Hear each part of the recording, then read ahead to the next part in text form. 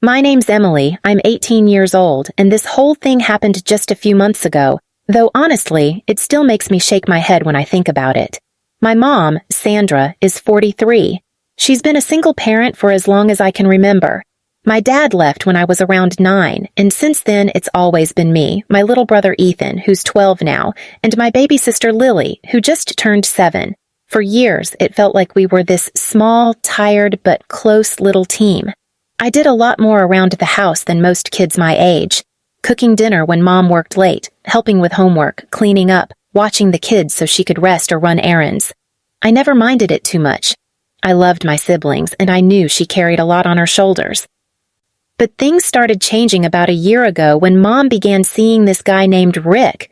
He's 45, and at first, he seemed fine. Polite, funny, the kind of guy who shows up with takeout and compliments your cooking even if it's just mac and cheese.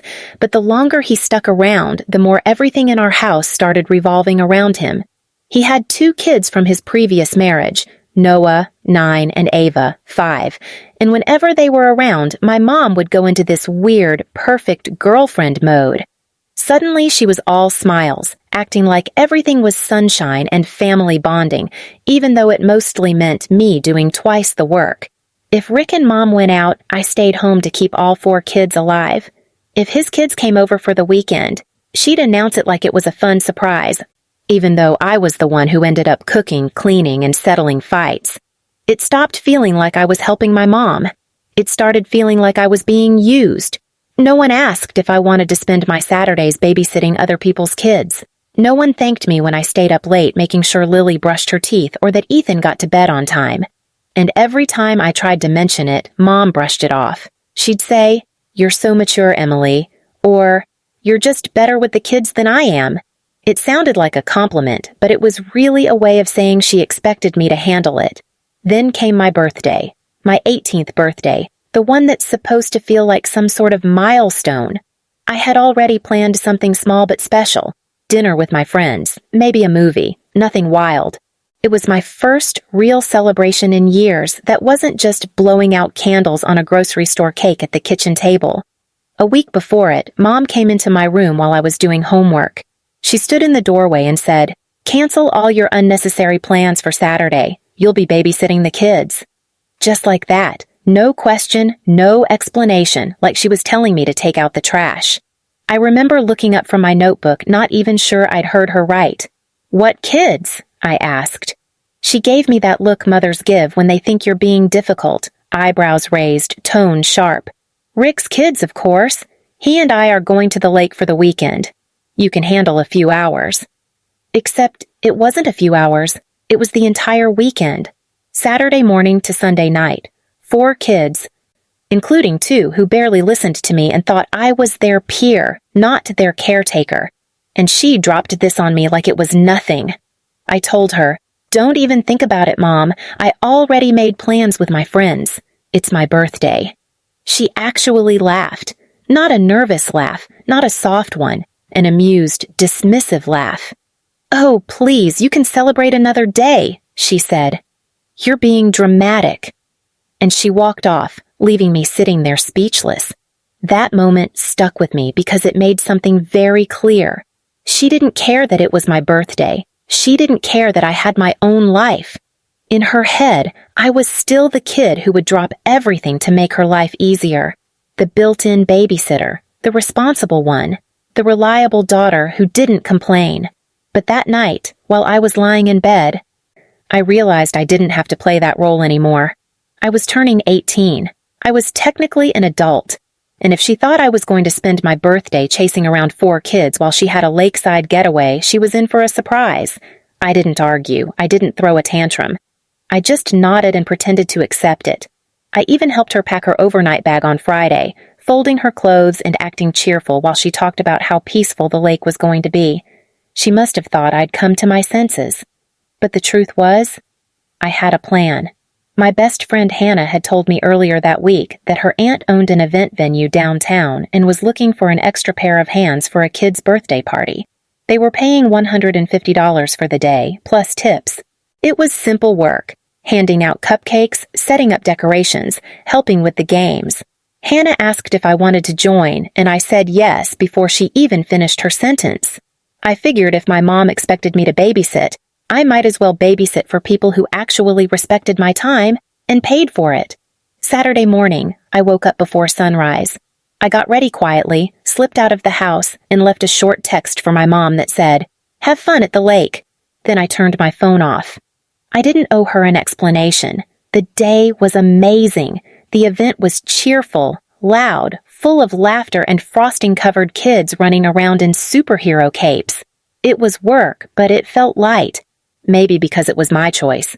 By the end of the afternoon, I'd earned close to $200, including tips. Hannah and her friends took me out afterward for dinner. They surprised me with a tiny cake and a Starbucks gift card they'd all chipped in for. It wasn't a huge birthday, but it was mine.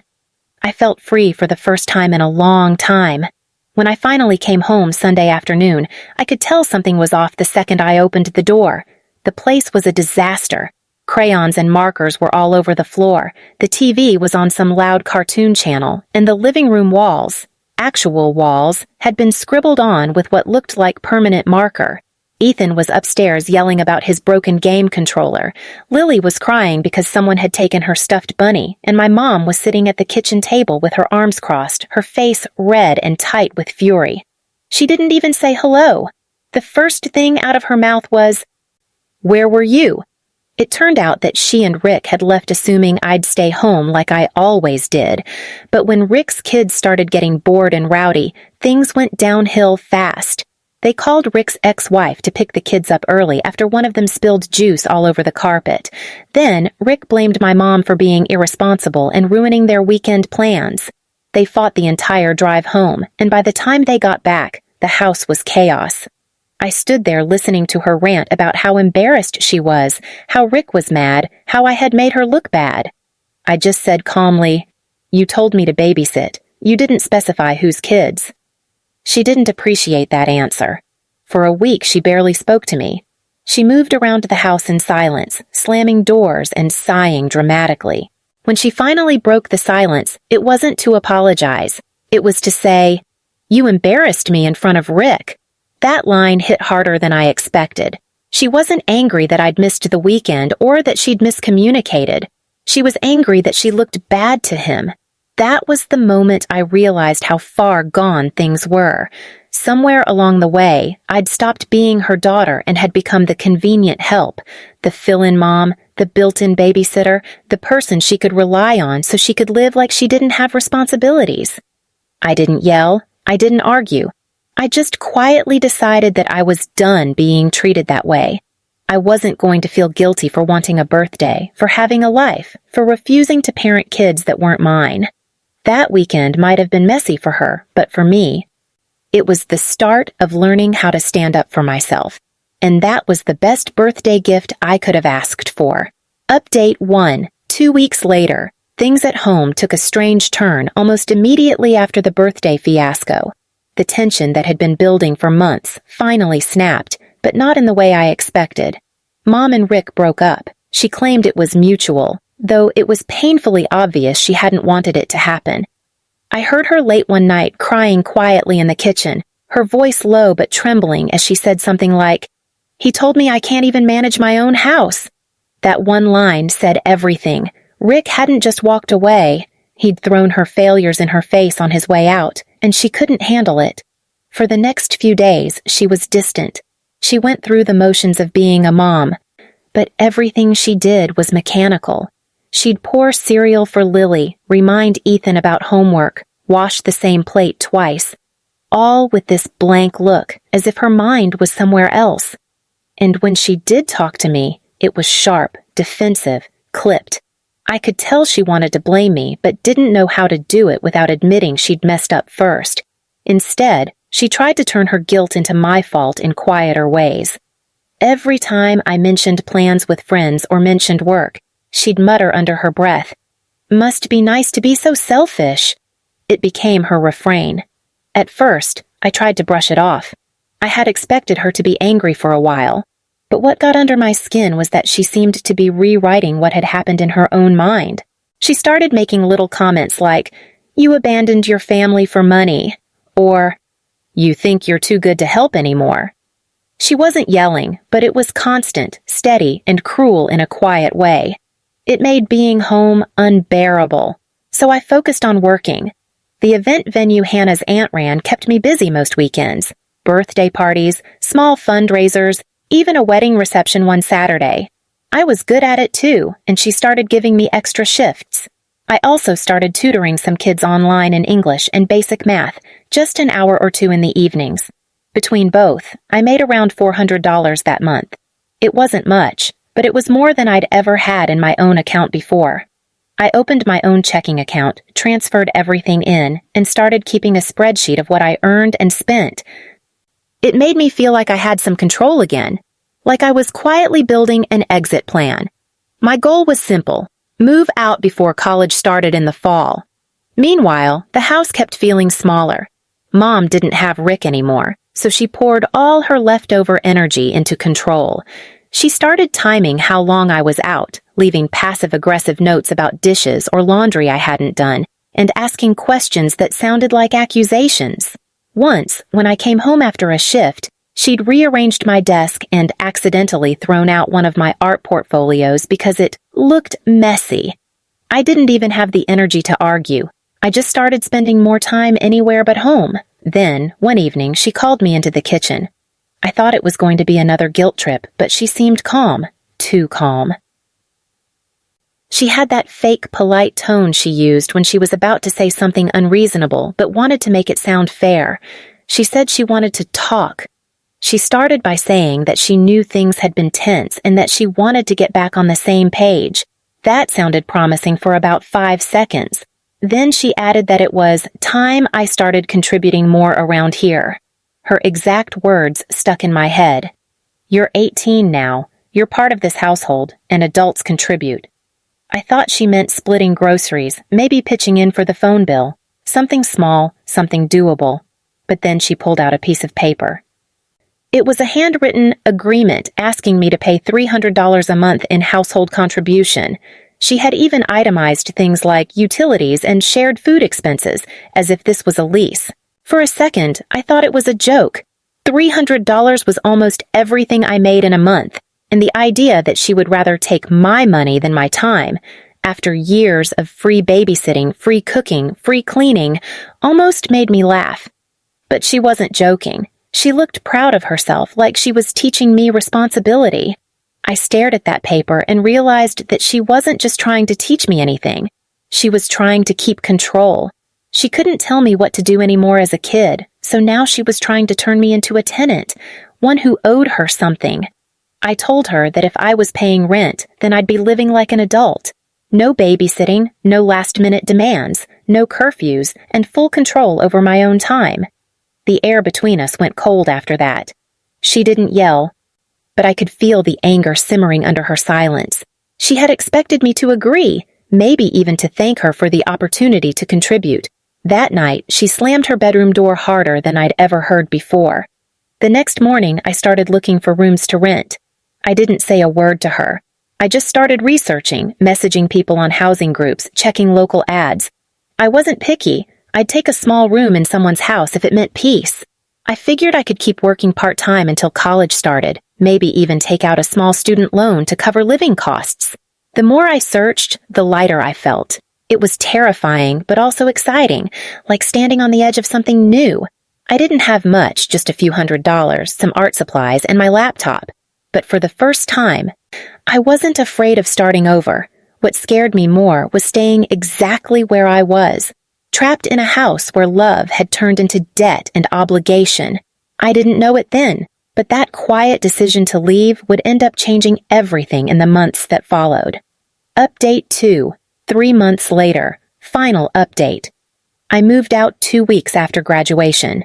It wasn't dramatic or emotional. It was quiet, deliberate, and peaceful in a way I didn't expect. Hannah's aunt, the same woman who'd given me those weekend jobs, mentioned that she had a small studio apartment behind her event venue that wasn't being used. It was nothing fancy, just a single room with an old kitchenette, a creaky floor, and a shower that took forever to heat up. But to me, it felt like freedom. Rent was low, and it was walking distance from both the college I'd enrolled in and the event space where I already worked part-time. It made too much sense to pass up. I spent a week planning it out, quietly packing my things in between shifts and classes. My room at home had always been filled with little reminders of how long I'd been holding that family together. Piles of laundry that weren't mine, half-finished art projects I'd never had time to complete, textbooks with coffee stains from late nights balancing homework and babysitting. Going through it all felt like peeling away layers of someone else's expectations. Every item I packed into my boxes made the air in that house a little lighter. The morning I left, Mom was at her new job. She'd started working at a local dental office as a receptionist a few weeks earlier. It was steady work, and I was genuinely glad she'd found something stable. I didn't want a confrontation or a drawn-out goodbye, so I left a short note on the kitchen counter before I locked the door behind me. It said, "I love you, but I need space to grow up."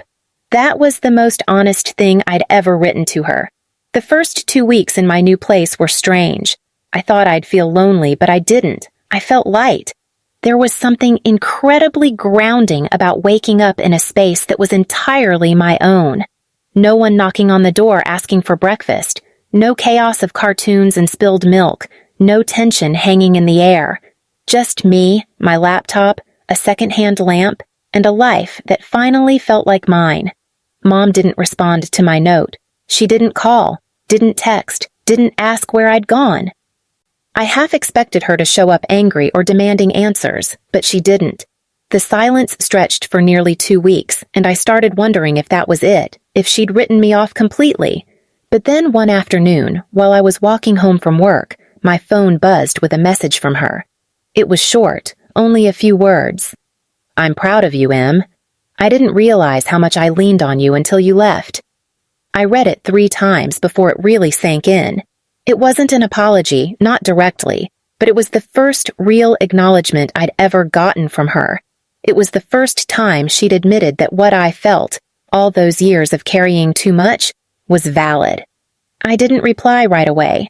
I just stood there on the sidewalk, staring at that message, feeling the weight of years slowly shifting off my shoulders. Over the next few weeks, things started to change between us. Slowly, carefully, we found a new rhythm. She started reaching out, not to ask for favors or to guilt me into coming home, but just to talk. She told me she had started seeing a therapist, her idea, not mine, because she wanted to understand why she had always needed to be needed.